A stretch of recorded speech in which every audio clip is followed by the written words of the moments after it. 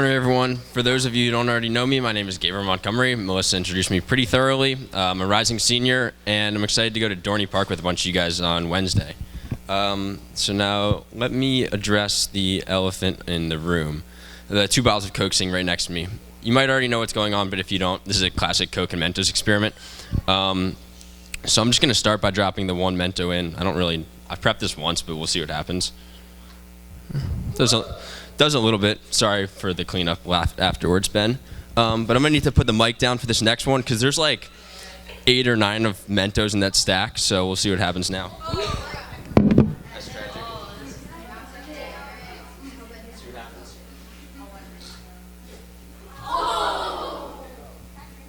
No, you can't trick it. I know. So obviously, as we all saw in the second one, there was a lot more explosion that happened. There's the same size bottle, same Mentos. The only difference was what went in them. So in this bottle, only went 1 Mento, and in this one went like 8 or 9 probably. I don't really count it. But so here's the thing. I didn't just bring, and we're good. The Coke and Mentos thing was fun, but I didn't just do it to be cool. There's actually a reason behind it. And honestly, the reason's not about chemistry. The reason is to show you an example of the impact on accountability in our lives. Whatever's inside of you, your potential, the stuff you're proud of, the stuff you're not so proud of, it reacts differently depending on whether you keep it locked up inside or whether you actually let people in on it. And here's why I think this matters so much for you guys. Every single person in this room is trying to get better at something. Grades, a sport, a bad habit you keep falling into. There's something for everyone. And our initial instinct is to try and fix that stuff by ourselves. Quietly, that feels safer because no one else will know if you fail. I've done that, and I still catch myself doing that. But alone is the single Mento. The version of you that gets the big reaction is the version that lets other people in with 8 Mentos. That's what accountability really is. And I wanted to define this term really quickly because I think that when people hear the word accountability, they think it means getting in trouble, like somebody's just waiting for you to slip up so they can hold you accountable. But that's not it. That's not what accountability really is. That's just surveillance. Biblical accountability is letting someone else into your life to see the real side of you, the part of you that you don't show everyone. This person is someone that you're honest with and someone who knows you and is what you're really carrying and who you let see the parts of you that you normally hide from everyone else. And this difference matters a lot. Surveillance is someone watching you from the outside. Accountability is someone standing next to you on the inside. And here's the thing, this isn't just some nice idea, it's actually true. Think about anything you've gotten better at. I bet you didn't do it completely by yourself. A coach saw something in you and told you that you should practice it. Like for me, I play soccer, my left foot is atrocious. So my coach was like, yo, you gotta lock in and practice with your left foot. That's not fun, but I had to do it so I can get better. Maybe a teacher was like, I think you can do better in this class than what you're doing, so they pushed you to do better in it. Every single one of those is the same pattern as the Mentos. You might try and identify your own issues by yourself and solve it, but it doesn't really go very far. Whereas when somebody else steps in and is like, you need to work on this, then it can create much more reaction and much more change can happen. So that's before we even open the Bible, but that's the argument that I wanted to see. Community makes changes bigger. And I wanted to show you that it's not something that makes logical sense, but it's also something that makes biblical sense. And God actually built it into how we're meant to live. And I can see this through 2 passages in the Bible that we're going to study today. Let's actually look at where this idea of accountability comes from, because this isn't just a good idea that I came up with. This is something that's written into the Bible thousands of years before Coke and Mentos even existed. Today, we'll be looking at passages from 2 different books that both include the same idea that we were never meant to live the Christian life alone. So let me find what passage I'm supposed to be in. There we go. So first, Proverbs 27:6. A quick background on this book because it helps us to understand what we're actually reading. Proverbs isn't a story. It's not like Genesis or Exodus where you follow the plot of somebody or some group of people's lives, but instead it's a collection of quick, simple stories and sayings, like words of wisdom. Most of them were written by Solomon, who was one of the wealthiest and wisest kings who ever lived. In the book of Proverbs, he wrote down wisdom for the next generation, and these are quick little sayings that have big meaning. For example, right before the verse that we're going to look at, which is Proverbs 27:17, a couple of verses earlier, in verse 6, we see, "Faithful are the wounds of a friend, but the kisses of an enemy are deceitful." Let me repeat that again. A wound from a friend is faithful, but the kisses of an enemy are deceitful or lying. Proverbs is saying very clearly that the people who only ever tell you what you want to hear are the ones that you can't trust, because sometimes the most loving thing that a friend can do is actually say something that hurts a little bit or critique you in a way that'll help make you better. And the person who's sycophantic and only tells you what you want to hear is lying and should not be held very close. This idea relates directly to the verse that we'll focus on today, which is Proverbs 27:17, which says, "As iron sharpens iron, so one man sharpens another." Think about what's literally happening here when iron sharpens iron. It's not gentle. There's sparks, there's grinding, there's friction. You don't sharpen a blade by being soft with it. If you drag two dull objects next to each other, nothing would happen. It takes something hard, something with resistance, something or someone pushing back against you. And that's the picture that Solomon is giving us. A real accountability friendship has friction in it. And I want to be straight with you about that, because because I think a lot of us hear friction and think that means something's wrong, but it doesn't. Friction is the whole point. If a friendship never has any pushback, if the other person totally agrees with everything you do and say, then that's not iron sharpening iron. That's two dull edges just sitting next to each other, staying exactly as dull as they were when they started. Here's what I want you to catch, though. It's okay, perfectly fine, to have friends who don't sharpen you. Most of my friendships are not sharpening me. They're just good friends to have around, play video games with, talk at lunch with, make the same stupid inside jokes over and over again. But the friendships that you do have that are accountability friendships, the ones where it's iron sharpening iron and they're trying to make you better, are rare. And those ones are the friends that you really need to keep close. I'd argue that those are actually some of the best friendships that you can have, precisely because they're not always comfortable. I only have 3 relationships like this. If a blade never encountered friction and it never got sharpened, it may have escaped the uncomfortable things, but it also never got any better at doing what it was intended to do.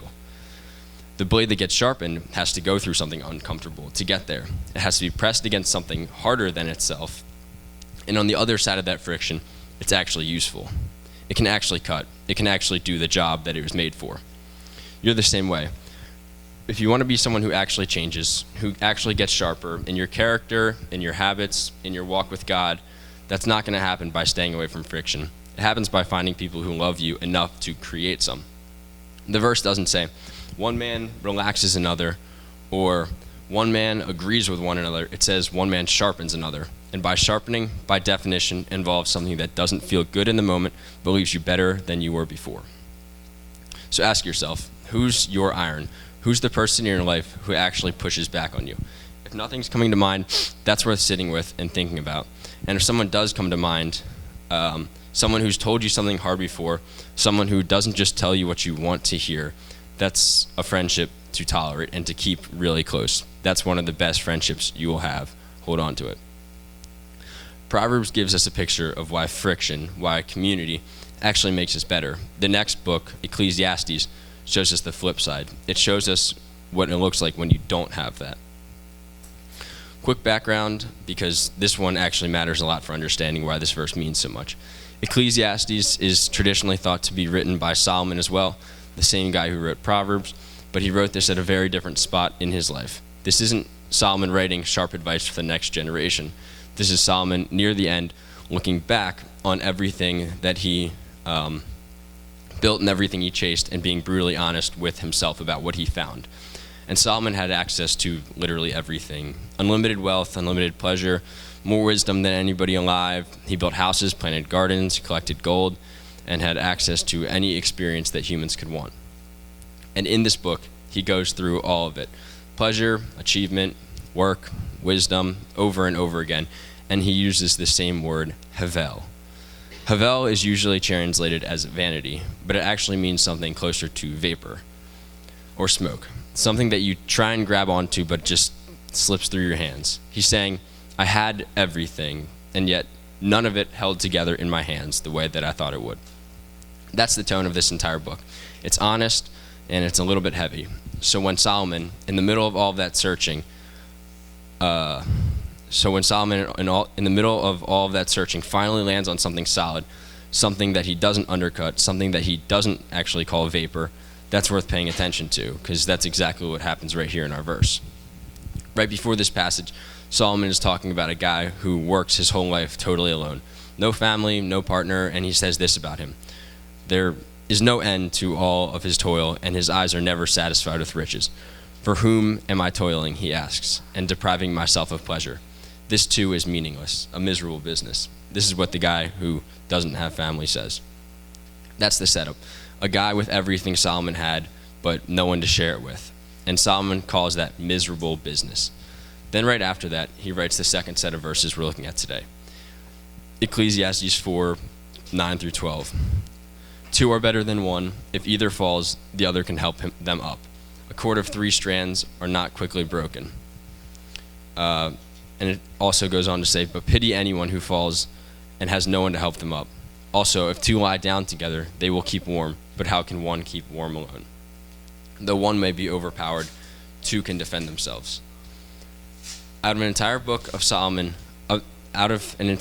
full of Solomon calling things meaningless, havel, vapor, chasing after the wind, this is one of the, wrong one.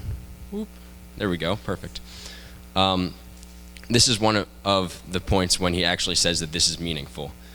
Notice what he actually lists out. It's not abstract, far-off things. If you fall, there's someone to pick you up. If you're cold, there's someone to keep you warm. If you're attacked, you're not facing it by yourself. These aren't hypothetical issues. They're exact examples when being alone actually can cost you something. And I wanted to stop here and do something. Now watch this. If I stand on one cup, I think we all know what's going to happen. It breaks. But if I stand on a stack of cups, let's see if I have balance. It doesn't break. I know, I'm kind of proud of myself for that one, actually. That's the whole passage right here. One cup breaks, but the cups that are stacked together don't break. And Solomon says it at the very end of his passage. A cord of 3 strands is not quickly broken, in the way that a cord of 1 strand is broken. That's what I really want you to understand. None of these cups changed. None of the Mentos were more powerful than any of the others. And the 1 strand was not more powerful or stronger than the 3 strands woven together. They didn't train, they didn't toughen up or become better cups, Mentos, or strands. The only thing that changed was whether they were alone or together. And the same is true for you. You don't have to become a completely different person to become harder to break. You don't have to, you just have to stop trying to hold everything by yourself and instead lean on others for support by being accountable.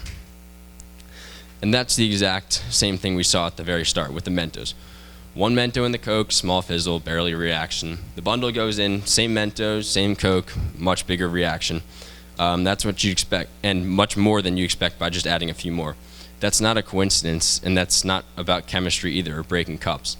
It's the same principle that shows up in 3 different ways in one lesson. Alone, you get a small reaction, barely a fizzle, barely a fight. Together, bundled, connected, not carrying it alone, you get something far bigger or stronger than you'd expect. A cord of 3 strands, a bundle of Mentos, a stack of cups. God built this pattern into creation itself, and then wrote it straight into Scripture so we wouldn't miss it. We were never meant to do life solo. We were meant to live it in community. Now I get it. At this point, all this might sound like a whole lot of yap, and you might be agreeing, saying, yeah, it does make sense that 2 is stronger than 1, and it makes sense that a stack of cups doesn't break, but 1 does. And I'm going to totally agree with you. That does all make sense. And I also will concede that accountability is hard.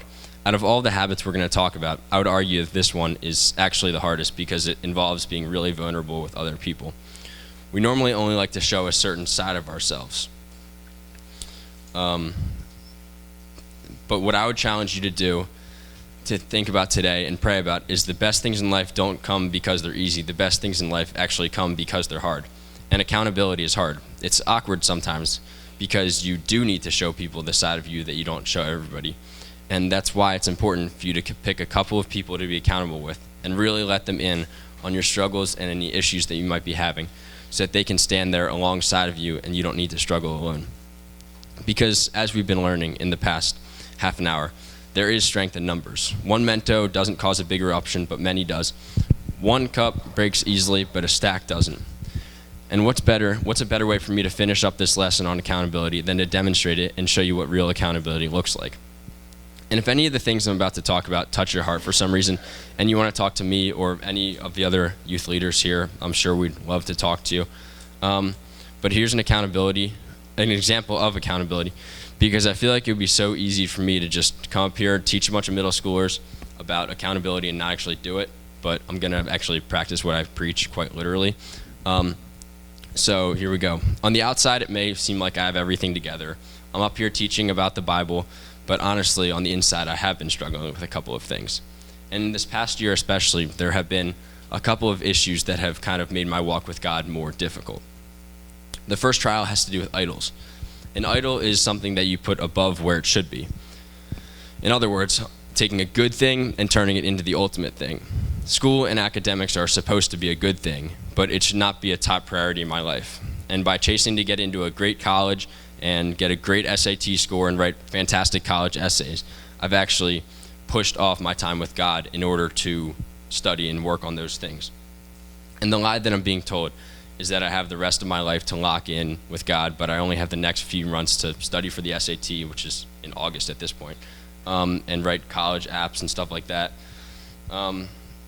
But the second lie that the devil is telling me is that my sin is okay because God forgives. Every month I struggle with the humanly desire to watch inappropriate content. And I know this is wrong and twisted, but sometimes I fall. And this desire has this weird way of taking advantage of emotional distress and other stress so that in a day of weakness I fold and give in to my desires. The lie is that God will continue to forgive, and while that is true, it's not a healthy way to live. And this sin in particular is like a shameful sin, so you don't, like the devil kind of doesn't want you to talk about it, because I know that statistically most people struggle with this, and so that's also just like a call out that like, if you're trying to be accountable with somebody, I can almost guarantee you that you're not alone in your struggles. And then one last thing I wanted to talk about was my issues with body image. Over the past year, my struggle with body image issues have been getting worse until recently.